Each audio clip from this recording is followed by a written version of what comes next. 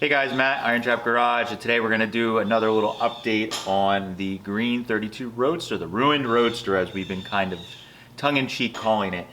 So the last video was huge. I've had this idea in my head almost since we got the car, or very shortly thereafter, was to put this Pierce Aero panel with these V12 or high-end Packard gauges that are all restored, and they came out amazing. Really psyched on it. It brings the level of the car up a notch, I think, for sure, and makes it stand out a little bit more, but also fitting the kind of aero we're doing the car to. So the next part of this project is probably going to take just as long or longer than what we've already done. We now need to, I want to polish basically the outside edges and surround of this cast aluminum gauge panel. It's as cast, so it has not a rough finish, but it has a raw cast finish to it. So I want to sand it and smooth the casting, polish it, and then we also need to make an insert for the center of this. I think I mentioned in the other video, these screw heads that are here will disappear. I have them just in there to secure everything as I was doing it. We're going to cut the heads off, put some Loctite in there, and lock the studs in there, turn them into studs, and that'll be just smooth. And then I'm going to make some sort of insert that I think we're going to paint some gloss level of black. I don't know if it's going to be gloss black or we're going to do more of a satin or matte black in there, but I'm going to make an insert that'll cover these up and kind of give some contrast to the panel. So that's what the goal is. It's going to be a lot of sanding. I'm going to be grabbing my Eastwood pedestal buffer, which I haven't used in a while, and use the heck out of it, and hopefully we'll have something nice and shiny by the time we're done. So let's get started.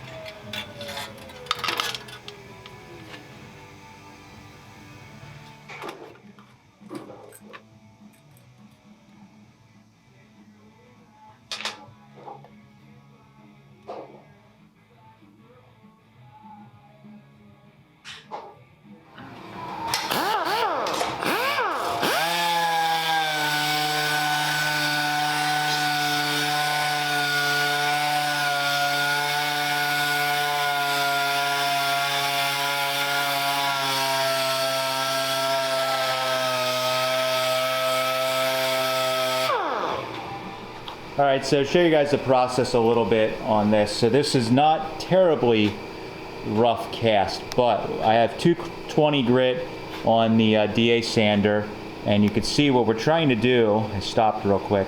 Those are like the sanding scratches from when they when they took this off out of the mold, out of the pattern. I'm sorry, out of the mold or whatever. This is probably, they just hit it with a real rough sander probably quickly just to take the pieces that were sticking off from casting, the flashing, if you will. So what I'm doing is just going over it with 220. One thing you don't want to do is start with too aggressive of sandpaper, because you're then putting additional scratches in. So you can tell with the 220, it's smoothing it out here, and it's taking, not immediately, I got to work it a little bit, but it's taking those scratches out. So that's what I'm looking for. A grit that's not going to be so aggressive that we're going to scratch the shit out of the whole thing, but we're smoothing and taking the imperfections, the bad ones out there. And you can see even in here at the right angle, you can see the deep scratches. So we're trying to take those out first in the casting, the roughness of the casting, and just get it so it's a nice smooth surface. Then we'll keep working up in grits till we get to the polishing stage. So just this one's not too bad, but that's where I'm at so far. So I'm gonna keep working around the main perimeter area and see if we get all the major scratches and roughness out of it.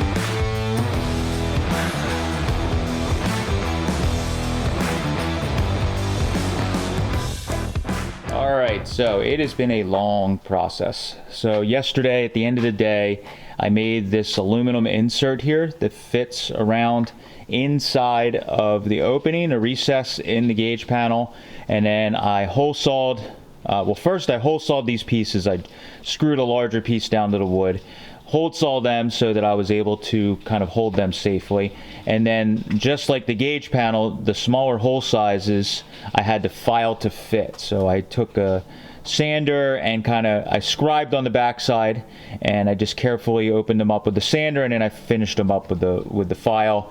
And then of course, like I said, I went around and made this gauge panel fits pretty darn good. And then the last thing I just did off camera is I luckily remembered that we need a headlight switch and we need a choke cable. So this little area here at the top was a nice spot to put those. So I drilled 2 holes and got those in there. I just have these 2 knobs. I have to polish these. I found these in our stash of stuff. They're neat, like knurled aluminum knobs. I don't know what they were for originally, but I think they will look pretty cool. So now what I need to do, this panel, oh, the other thing that's cool is by doing these, they thread on through the back of the panel, and it actually holds this panel tight. I was kind of worried about how I was going to hold it onto the larger aluminum panel. We were going to use some kind of panel bond or something, but I was still just a little worried because these gauges do not, unlike some of the Stuart Warners that are front mount, they don't hold the panel in place. So we needed to make sure we have a secure method of holding it. So we're going to do that, and then I'm probably, when I do the final installation, Steve and I were just talking about, put a little dab here and here of some kind of panel bond or silicone or something just a little adhesive to hold the corners from flopping around. But that's what it's looking like. So now I'm going to take the panel off, do some sanding on it and scuffing it, and then I'm going to spray it black, and then we'll be just about ready to reassemble this thing and put it back in the car. I am so excited. This has been a long process.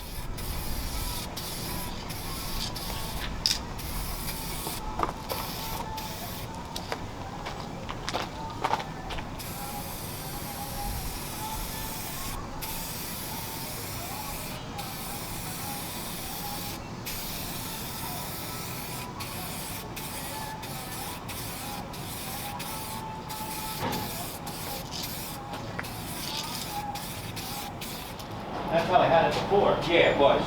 Oh, I thought you said... No, we had talked about it, depending on which head. You looked at the heads, and the driver's side gives you even more room for the head, so we were going to leave it to where it was. Oh, alright. I thought we were talking about swapping.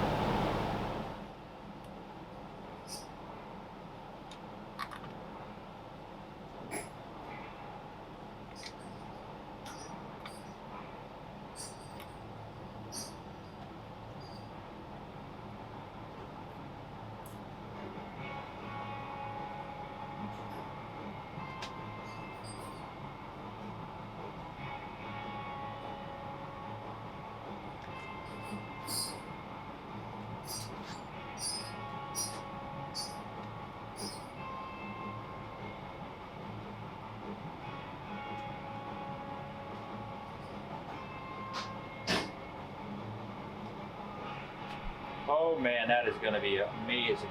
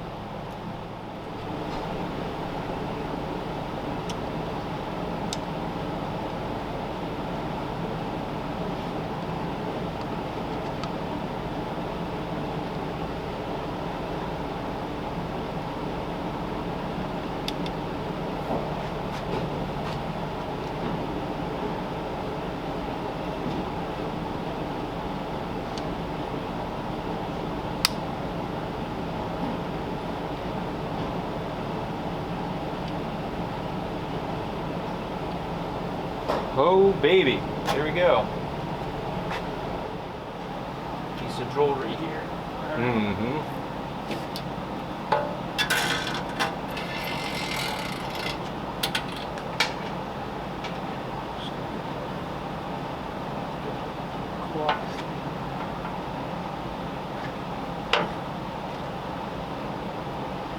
Should fit in. So now we're going to stand it up just a little bit.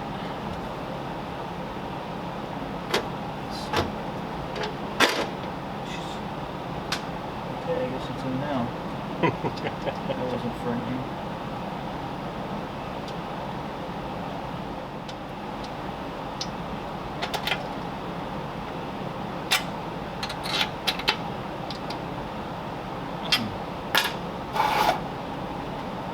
Ah, we can stare at it for a moment. Huh. I've been using my phone. Perfect. Was.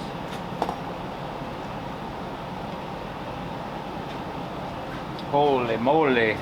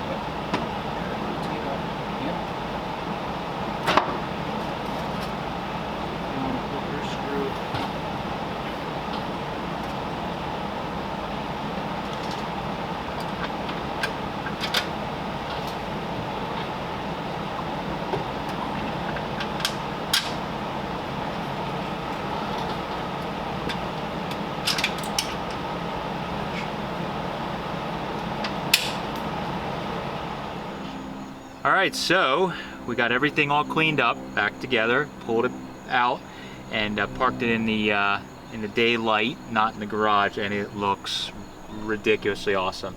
Really happy with how everything came out. It was an incredible amount of work to take. To remind you guys, this was a like as cast, you know, not rough, but it was basically as cast and just no holes in it or anything, and then, you know, to get to this point where it all bolts together and everything fits and looks great is pretty cool. So I ended up just in the end there putting we have the headlight switch in the top and the choke knot rod on the right side, and I have found these cool little knobs that I polished up and put on there. I don't know what they're off of, but they're neat because they're knurled aluminum knobs. So I just have them set on there for now. I'm gonna have to drill in, or they have set screws in them, so we may tap them or just run set screws into each of those things. So we got to do some more work for sure. The temperature gauge we're going to need. Luckily, the heads that we put on this engine, they actually had ports in the back of them for a heater.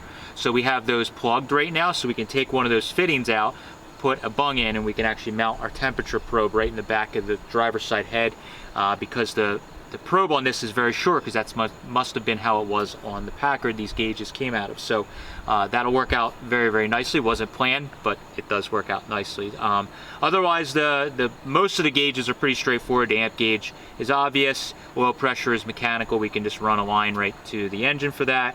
The gas gauge, we need to, this still has the original tank in it with the original line that comes out of the tank for the die style gauge. So we're going to need to, probably this winter, I'm going to end up taking the tank out, and we'll reconfigure the tank so that we can put a normal float type sender in, so that we can make that gauge work. And then of course we got to get a speedometer cable made for this to fit the 39 box to the Packard gauge. But I'm really happy with how this came out. I looked at a ton of photos of Pierce Arrows and Packards and a lot of cars from the early 30s, the higher end cars, and my big goal was I wanted to keep the wood grain dash. I don't see people do that real often with these early Fords, and I thought it'd be neat to keep it but make something that's a little more elegant. So I found some photos where there was a black background like that with cream type earth tone gauges, and then of course a wood grain dash, which you see really common in a lot of the higher end cars, and it worked out really good. So came out better than I probably would have imagined it would have. So now that we have this all in here, Steve can work on in the background, kind of doing some of the wiring and hooking up of stuff. Like I said, my next couple things on this car are going to probably be, I want to drop the steering column down, drop the seat down, and take just a little bit out of the windshield while we're on a roll, messing it all up. We're going to do that. We just actually measured, and the black 32 Roadster, Dorian Roadster, that actually is 1.75 inches is what that was chopped, and I think it is like just about the perfect chop, because this is 9 inches and that's 7.25. So we're gonna probably match that, because I think it's a nice height, still very drivable. So I'm gonna be working on getting all my ducks in a row so we can, much like this dash, I can just work on it for a few days or a week and we can get it all together. But this thing is slowly transforming into something that is very, very cool, but still classy. So that's all I have for this one. If you guys are coming to the Wheels of Time show, which is coming up very, very soon in the end of August, we will have this car here. You can come check it out in its in progress state and see if you think if we really did ruin the Roadster. Thanks guys, catch you later.